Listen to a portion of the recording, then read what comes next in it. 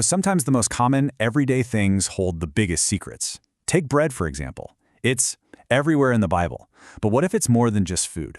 What if it's actually a clue, a thread that God is weaving through the whole story to show us something absolutely massive? It's a pretty wild thought, isn't it? That God would hide something so profound in something so simple. Well, that's exactly what we're going to do.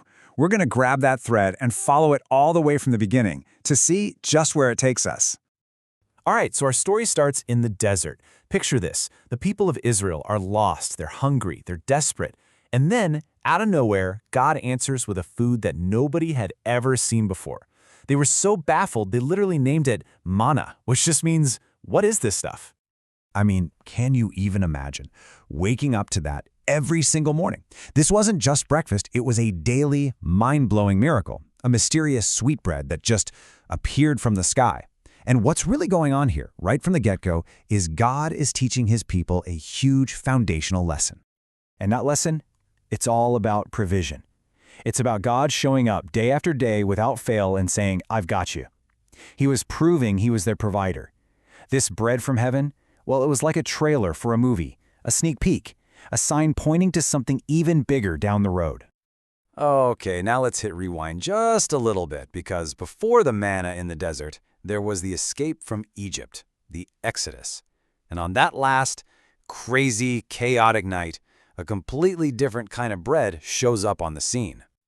The clock was ticking. There was zero time to waste. The order was, go, right now. So they had no time to let their dough rise with yeast.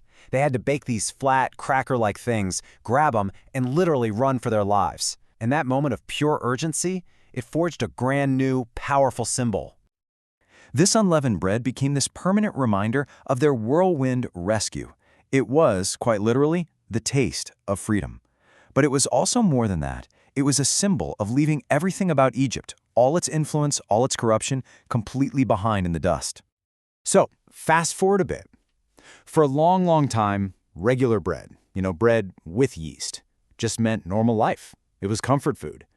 But then, the prophets show up, and they take this simple, everyday ingredient, and they flip it on its head, turning it into this incredibly potent warming. The prophet Hosea, for instance, comes up with this striking metaphor. He looks at the hidden moral rot happening in Israel, and he compares it to dough swelling up in a hot oven. It's this idea that a tiny bit of yeast working silently in the dark is spreading, and it's changing everything. And boom, there it is. This is the new layer of meaning. Yeast becomes this picture of compromise, of a corrupting influence that seems so small and harmless at first, but given time it works its way through everything until the whole batch is ruined. A powerful and, honestly, kind of scary picture of how sin works. Okay, so now the stage is set. You've got bread as God's provision and yeast as this hidden, corrupting influence. And right into this world, a world that gets all these symbols instinctively, Jesus arrives. And he takes these established ideas and just rewrites them all around himself. Remember when he feeds thousands with just a few loaves of bread? The crowd immediately goes, hey, this is like the manna in the desert. But Jesus basically says, you're thinking too small. He's making a much bigger point. He's not just the one giving the bread, he is the bread. He is the real ultimate provision they've been waiting for all along. And then he does something absolutely brilliant with the whole yeast idea. First, he uses it just like the prophets did as a warning. He says, watch out for the yeast of the Pharisees, their toxic teachings, their hypocrisy, that's the bad influence.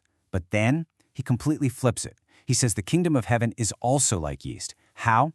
Because it works the same way. It starts small, it spreads quietly, and it's unstoppable until it completely transforms everything it touches. It's an influence, but for good. So all of this, it all comes to a climax in an upper room. It's Passover, the very meal that celebrates that flat, unleavened bread from the escape from Egypt.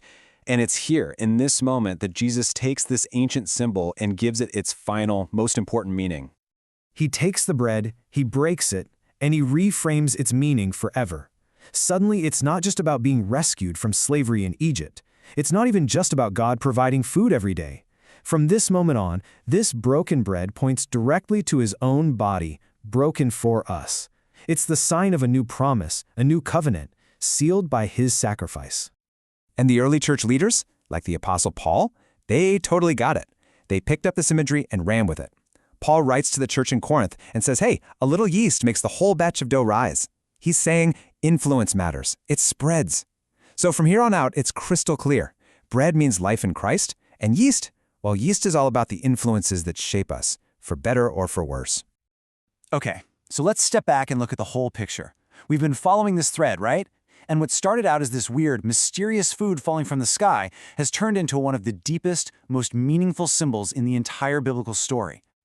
Think about the journey this one symbol has taken. First, it's about provision, God meeting a basic need in the wilderness. Then it becomes about rescue, that unleavened bread of the Exodus.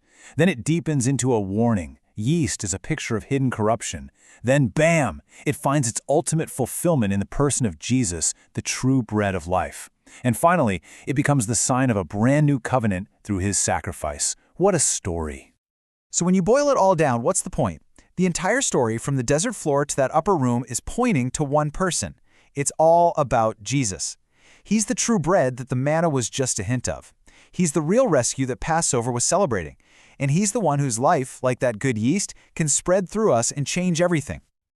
And if hearing this story of provision and transformation, if it's stirring something inside of you, that's not an accident. That's an invitation to make this story your own. And maybe you're wondering, how do I do that? Well, it can start with a simple prayer. If this is where you're at, you could say something like this right from your heart. Just follow along with me. Jesus, I come to you today. You are the bread of life, and I receive what you've provided. I accept the forgiveness you purchased for me at the cross. I believe you rose again and offer new life. So I open my heart to your spirit. Shape me, lead me, make your life grow within me. I choose to follow you. If you just prayed that, or even just meant those words in your heart, something amazing has just happened. A new life has begun. And the best part is, you do not have to walk this journey alone. And hey, if you're looking for a community to explore these ideas with, we would love for you to be our guest at Harmony. We meet on Sundays at 9 and 11 a.m., and you can also connect with us online anytime. We'd be so excited to continue this conversation with you.